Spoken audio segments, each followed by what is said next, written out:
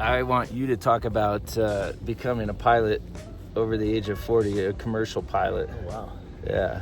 His input on that and maybe some inspiration for others out there. So, $60,000, 5 years, buy an airplane. wow, that was rehearsed almost. No, I'm grabbing that one up. Pick up Mark, who, to give you a background, I'm going to try to get him on camera. He doesn't know this. Help with some of my storytelling.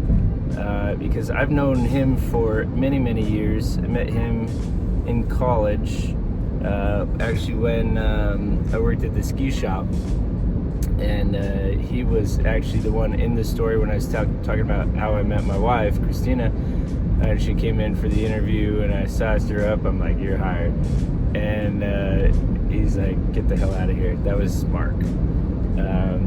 Mark became friends, ride together, ski together, kind of stuff, and then became roommates. I moved into my house, and then moved off to Heber, Utah later on. And then I started the boat shop. Had the story of, which is how the story of Boulder Boats, and then I told you the story about how I had a partner, and then that partner and my only mechanic left, and I was left with nobody, and now I'm kind of scrambling. And so I then reached out to Mark, who was in construction management at the time, and I told him, oh, it's cooler setting the railroad cars for the new railroad museum over here. Squirrel. And I just kind of recruited him to come down and help with the shop and run the shop. And because one thing that I knew early on, at least I felt inside, was that in order for the business to grow, and I don't know that I knew this concept yet, of you got to work on your business, not in your business, if you want it to grow.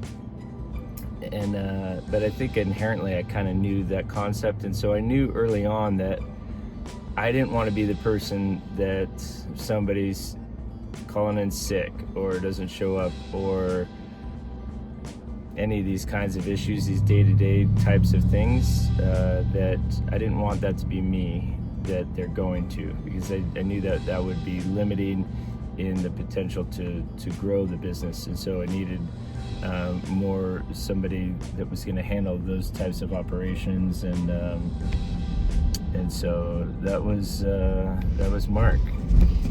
Whoa. And yeah, so he's came in probably like 2005 maybe, and and then so he helped us grow the business to 3 locations, and he was instrumental in that. I mean, it really was kind of the reason we got into towboats in the first place, and hopefully we'll tell that story about us going to the LA Boat Show. And then he was an AMP, airframe and power plant mechanic, for airplanes. So before he started at the ski shop, and his dad was in aviation, and so he kind of always had that in his blood.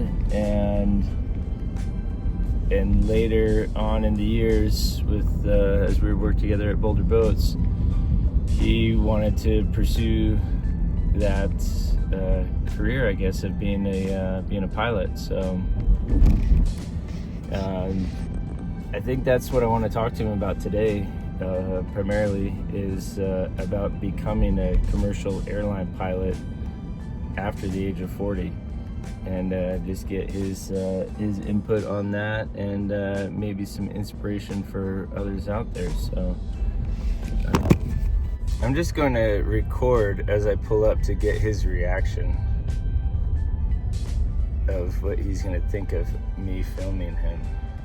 So this should be interesting. like my manhood would have been.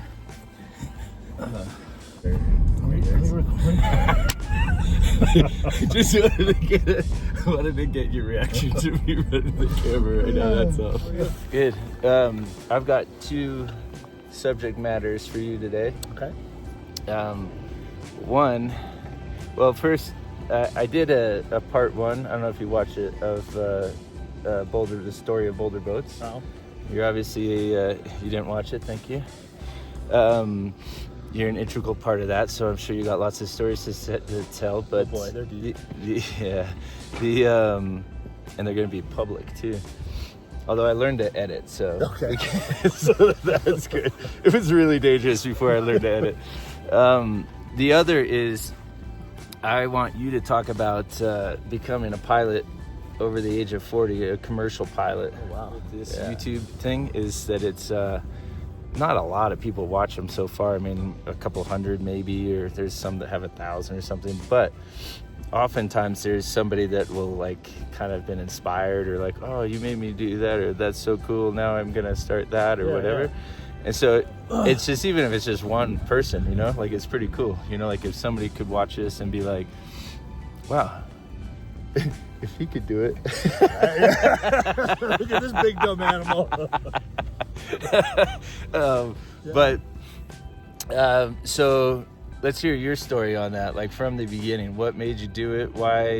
Where did it come from? And you know, a lot of people don't have the gumption to change careers at you know, what would be midlife or age 40 or something. It was a big risk, but we were in a position, and you personally helped facilitate that risk. Oh, So I by think making your life miserable? No, Oh, okay. no, you know, allowing me to, you know, fly, and even that last year, I, you know, doing 2 different jobs. So, I mean, you were part of that, but I always wanted to be a pilot.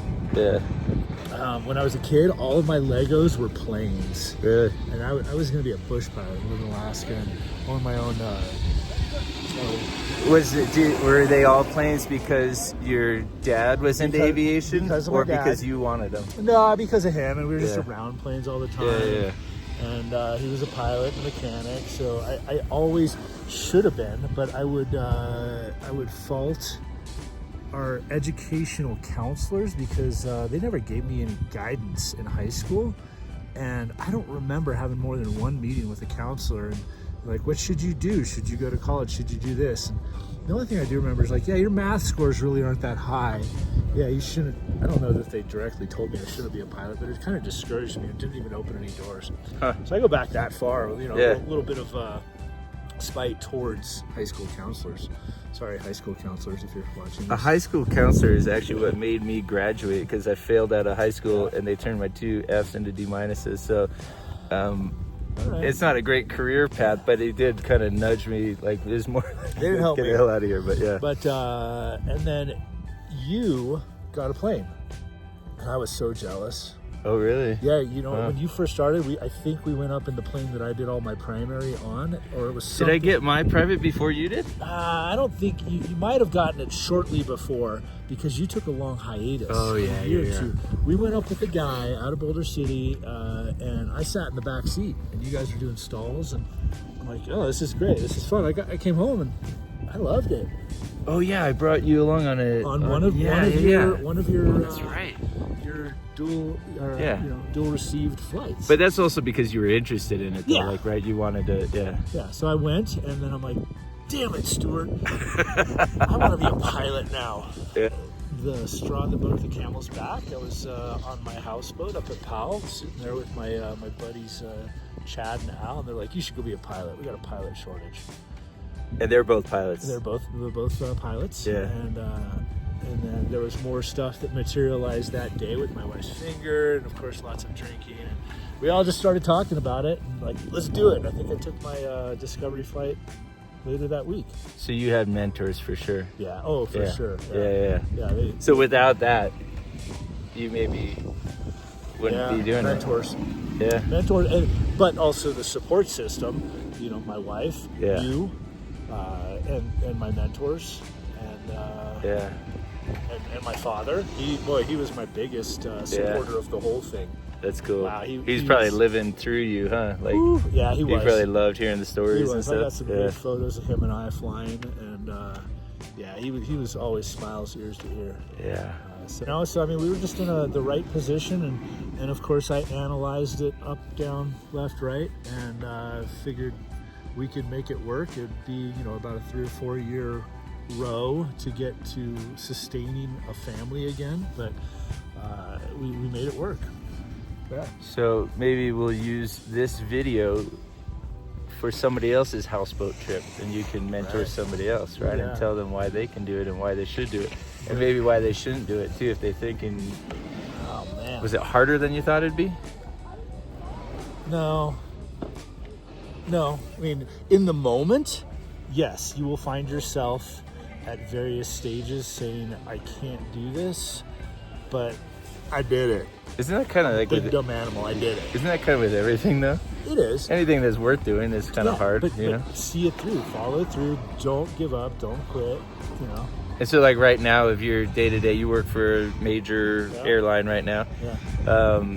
it takes reoccurring training and things like that. Do you look at that and like, oh shit, I got to do Oh, this? yeah. Oh, yeah. So that Well, is, you so know, it is hard. Once a year, it's it's a Jeopardy event, and we Oh, don't. you look at it like that. Like I might screw this up, and Yeah, but if we spend that last month, I've been one to say, hey, spend the last 5 months prepping for it, but you always say that nobody spends the last 5 months; they all spend the last like 4 days. yeah, But going to it prepared, and you're going to make mistakes. You're human. You just have to minimize the mistakes, overcome them, and it's all fine. But yeah, no, it's still stressful. Come early August for me, I'm already thinking about it, and do you stress in the cockpit at all ever? no, No. Weather, things like busy airspace, it's not stressful. no, It's just job, day to day. just day to day, and you overcome the change. Experienced pilots that are like that are stressy and like freaking out. Yeah, Really? oh, yeah. And captain, since you're a first officer, so Yeah. you're not number one in command, and you deal with some people who are the number one in command, and they stress over stuff. For the most part, and I hope any of the people I work with, even the past people, are the most stellar pilots that I've flown with. The current people, I would say it's 95% of them are the best. They are really awesome. Yeah. They are cool-headed. They're personable. I'm friends with them now. That's why I like their Yeah. work. How They're- often do you get to fly with the same person? Quite often. Do you get to request people? No. Huh. Yeah, you don't get to. I think from what I hear, there's some carriers that you can put a no-fly list. Yeah, If you just Southwest don't- has that. Yeah, if you don't get along with the Yeah. guy so much. Which is good, Yeah. Yeah. We don't. because you don't have to know about that, Yeah, right? we don't have that luxury. I try to joke about it. Like, there's this one guy that keeps bringing donuts and maple bars, and I told him I was going to put him on my no-fly list just because I felt like I was going to get fat because I fly with him. There's another guy that brings some little bag of tuna fish on the plane. So Oh, that's not. if you ever, there was a Yeah. guy a couple days ago that brought fish. Like salmon. I'm like, no, man. I'm like, did you really just do that? So these could be some of the. I mean, and yours. Are you doing overnights or no? Rarely.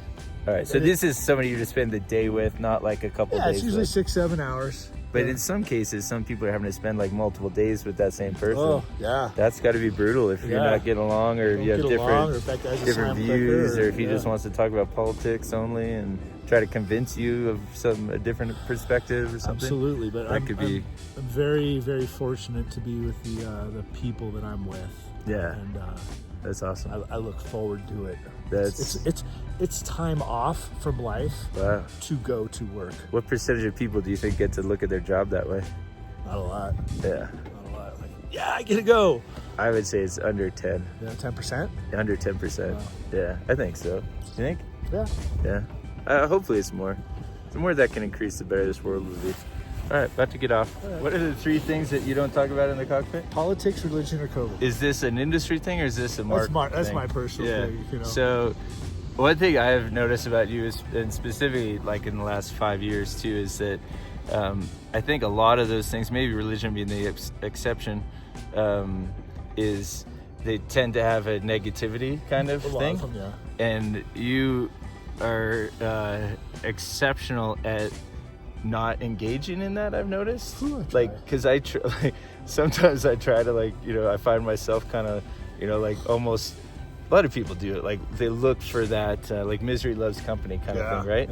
Yeah, you don't engage. I've noticed that it's almost annoying to a fact a little bit. Really? Like, well, in a good way, like, because it's like, I want somebody to commiserate with, and you're like, nah, I'm not gonna.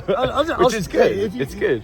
I'll shake my head, shrug my shoulders, and shake my head and smile and wave if you want to. That's what most people do, especially most pilots. We complain for a living. That's what we do. I would say, though, in my case, it's like that at least I'm aware of what I'm doing, and so I could stop where I think of maybe some other people, like, don't realize that it's like, all right, yeah, this is not healthy behavior. So anyhow, that's a compliment to you. All right. Maybe some advice that you'd give to somebody that was going to go your path. Like, what do they need time-wise? What do they need money-wise? How long is it going to take before you can get to a livable wage? And how much suffering is there in that? And what kind of sacrifices? $60,000, 5 years, buy an airplane. Wow, that was rehearsed almost. No, I'm grabbing that one out of thing. Wow. Speaking of which, I see your airplane all the time when I go to Bermuda. It was a good airplane. Yeah, that's cool. Was, I like seeing it. It's awesome. It was the perfect airplane. Bought it for 22 and a half, 23, sold it for 25. I think I put $2,000 into it in 2 years. But these poor, not poor, but people that are spending the money on, I just quantified somebody to get to like their commercial rating between instrument and commercial, that 120 or 150 hours that's going to take at 150, 170 an hour wet. I was like, you're wasting $30,000 Yeah. on just wasting it. It's going to be gone. Yeah. So find a means, a facility, to purchase something. If you get lucky with your airplane. If you get lucky, you gotta get lucky. Yeah. Buy it right. But don't. You have a major mechanical and but trying to find something for 20 is hard. But even buy 30, 40, 50, finance it. You're gonna only lose $4 or $5,000, not 40 or 50 grand. Yeah, and your availability. You can use a plane whenever you want, as long as you have the right CFI. Every morning, you're not based on weather and other students, and so you can accelerate. So once you get your commercial and all that, right, you got to build time. Yep. And so how many hours do you need to get to, like, the major airlines? 1,500. And how many do you come out of your commercial training with? 250. And so how do you get the other 1,250, and how much money do you make while you're doing that?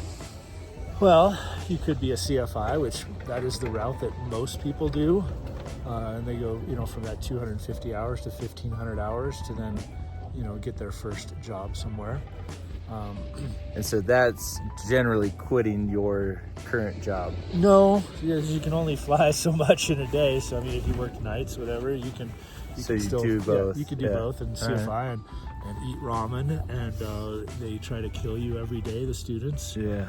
And but if that's your thing, I know some CFIs that are just phenomenal, and that's what they love to do. Yeah. And see, I love teaching. I couldn't be a CFI though. So I for a number of reasons, I couldn't do it. But I only had 3 students after I got my CFI and II. And I really did enjoy actually flying with them. Yeah. There was never any concern in the because you had 3 that got to a certain level, right? And then And then I was getting paid to do to work and not have to CFI. I do keep my CFI current. It's the thing that you have to do, the smart thing to do, just in case. Yeah. In case of what? Major airlines falter, layoffs, furloughs or something. Yeah, maybe medical issues. Yeah. So speak to that. We were just talking about your buddy going on potentially on disability, but the thing I know, or I've learned with aviation, and I know some people firsthand that are on disability because of sleep apnea or whatever else, and because of the unions and the insurance you guys pay into, you almost get your full wage for the rest of your life, don't you? You can. Yeah, depends on which carrier you're with. Some of them are really, really good. Yeah. Yeah. Yeah. Which, I mean, that's what better insurance than if I get hurt and I can't work, I'm getting tax-free 65% of my wage or whatever that is. Your ticket is being paid for. But you got to pay for that too, though, right? Yeah. You got to pay into that. Yeah. Yeah. But, yeah. Because are you part of a union? We are. Is it just certain airlines, right? Every airline has union representation, I think, at this point. Some of them are better than others. Yeah.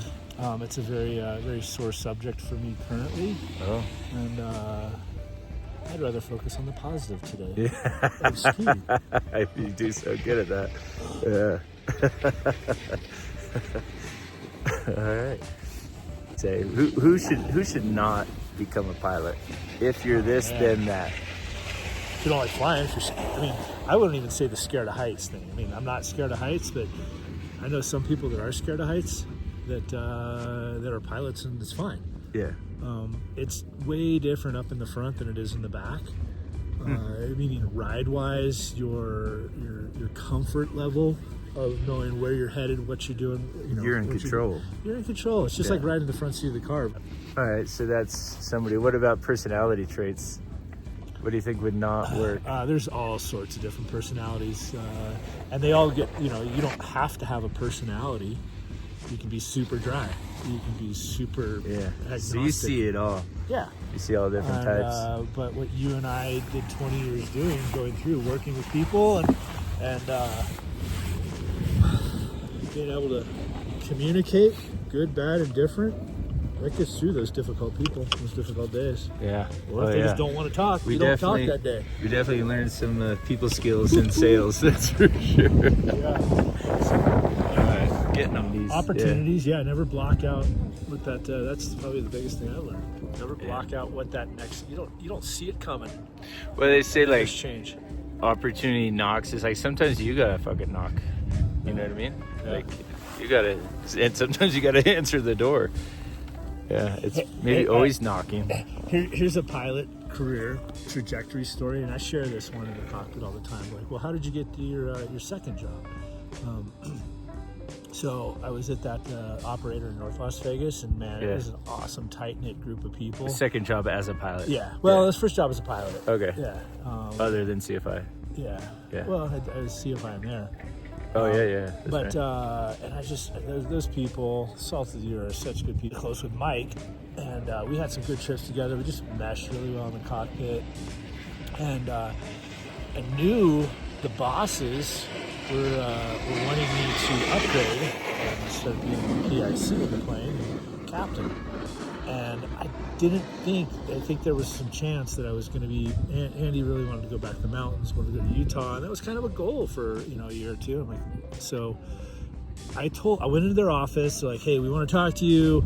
We want to do an upgrade. And I said, I'm honored, really. I know you want a year commitment. I can't give you a year commitment. I might, but I don't want to back out of anything like that, because I know they got stuck with a lot of people taking an upgrade and spending money, and then they would bail out on it. So it's not a cool thing to do. So I told them that day. I was there because I had a flight, and so I go out to my plane, I start getting it ready, and I'm flying with Mike that day, and it's still one of my best stories. So Mike comes in the plane, the door's back behind us, and he sticks his head and he goes, "You're moving." And I look down at the parking brake. I'm like, no, I set the parking brake. It's all good. He goes, no, Chris just told me you're moving. I'm like, oh my God. No, I'm not. Chris offered me the upgrade, and I told him cordially declined. Yeah. Because I don't know that I can commit to a full year. And he goes, oh man, so glad I'm with you today. I didn't know how I was going to tell you, but I got an interview when we get to Salt Lake. I didn't know how I was going to. He's like, you want to come to it with me? And I'm like, yeah, sure. So we talked about it all the way up, and when we got there, we landed, and then we met the two cousins that own this business, and they were to this. I talked to one of them just like 3 days ago, Dustin and Lauren, two of the awesomest dudes in the world. And Mike and I just wandered around their hangar, and I just felt at home.